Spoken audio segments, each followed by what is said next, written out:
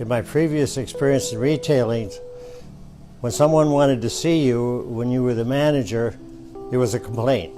Here, it took me a while to get used to people coming and seeing me and giving you a compliment. So, I mean, it's been that way for 47 years. It's all independence. Every store is going to be a little bit different. You have the independence to fit your merchandising to the community and what they need and what you think they need and so on. So the amount of dollars when you shop in a local store, I think if I remember right, somewhere in the high 60%, the money stays in town because we pay our employees who live here.